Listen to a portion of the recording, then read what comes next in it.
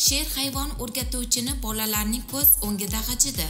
Facebook ijtimoiy tarmog'ida tomosha vaqtida hayvon o'rgatuvchisiga sherning tashlangani aks etgan video juda mashhur bo'ldi deb xabar berdi Tvezda.ru nashri.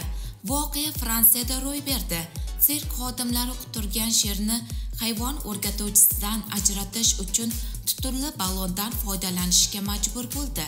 Qutqaruvchining hayotini saqlab qolish uchun 5 soatlik operatsiya o'tkazildi. Sher tomoshabin bolalarning ko'z o'ngida hayvon o'rgatuvchiga tashlanib, uni g'ajib tashladi.